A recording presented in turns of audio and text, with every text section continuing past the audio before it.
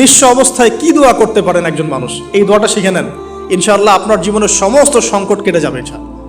আমি নিজেও দোয়াটা বেশি বেশি করার চেষ্টা করি। দোয়াটা হচ্ছে, মুসা আলাইহিস সালাম একটা গাছের নিচে হেলান দিয়ে বসলেন, বসে দেখলেন দুইজন মেয়ে দাঁড়িয়ে আছে দূরে, পানি নিতে পারছে না, লোকজন পানি নিয়ে যাচ্ছে, ওরা দাঁড়িয়ে আছে বেচারি।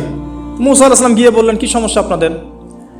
এটা নিয়ে আপনারা আবার মেয়েদের সাথে কথা বলার চেষ্টা করেন না, ঠিক আছে? তো মাহারাম গায়রা মাহারাম মেনে চলে। তারা বললেন যে আমাদের বাবা অনেক বৃদ্ধ মানুষ, আমরা পানি নিতে পারি না যতক্ষণ না আমাদের কম পানি নিয়ে চলে যায়। মুসা আলাইহিস সালাম তো একটু বললাম না, ফিজিক্যালি খুব স্ট্রং ছিলেন, থাকে না বডি বিল্ডার, সামনে গিয়ে কথা বলে সরব পানি নিতে দাও, তখন মানুষ একটু মূল্যায়ন করে না। তো মুসা আলাইহিস সালাম এভাবে পানি নিয়ে দিলেন এবং বাছুরদেরকে পানি পান করালেন, করিয়ে গাছের নিচে এসে বসে আছেন। বসে বসে তিনি দোয়া করছেন, এই যে দোয়াটা তিনি দোয়া করছেন, রব্বি, একটা নেক কাজ করলেন, নেক কাজ করলেন না, মানুষের উপকার করলেন, নেক কাজ করে এসে গাছের নিচে বসে দোয়া করছেন, আল্লাহ এখানে তো আমার খাবার পানি বাসস্থান কিছুই নাই, আমি কি করব?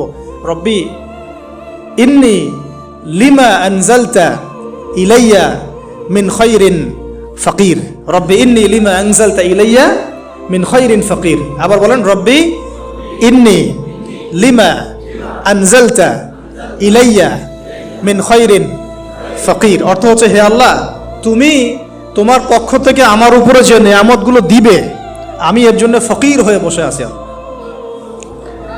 অর্থ বুঝে পড়বেন ভাই, নামাজ রোজা হজ জাকাত যাই করেন আল্লাহর ওয়াস্তে অর্থ বুঝে পড়বেন।